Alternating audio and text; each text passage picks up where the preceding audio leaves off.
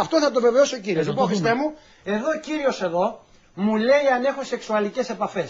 Μου επιτρέπεις, Χριστέ μου, να απαντήσω? Τι πράγματα είναι αυτά, τι πράγματα είναι αυτά, άντε φύγε από εκεί που προσεύχεσαι, δηλαδή είναι απαράδεκτη κατάσταση δημοσίως να ακούμε αυτά τα πράγματα.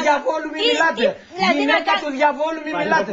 Θα ρωτήσω τον Ιησού Χριστό εάν μου επιτρέπει να απαντήσω. Λοιπόν, γυναίκα του διαβόλου μη μιλάτε.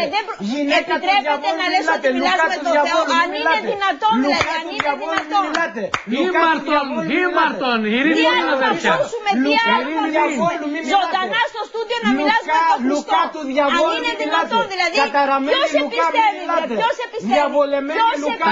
Σας άγγισες με τα Λοιπόν, θα ρωτήσω τον Ιησού Χριστό, γυναίκα του διαβόλου.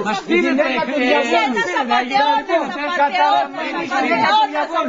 Η καταραμένη Λουκά είναι αυτή, η καταραμένη Λουκά.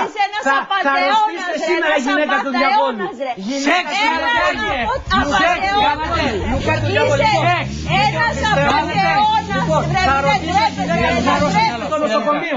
Θα σας πω Λοιπόν, να ρωτήσω τον Ιησού Χριστό, η γυναίκα του διαβόλου να μην μιλάει. Διάβολοι μην μιλάτε. Δαιμόνια μην μιλάτε.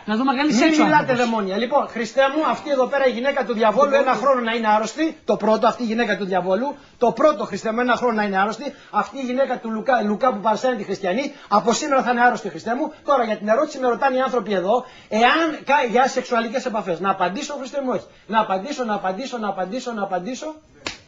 Όχι, μου λέει. Είσαστε μάρτυρας. Ο κύριος είναι μάρτυρας. Άλλη ερώτηση.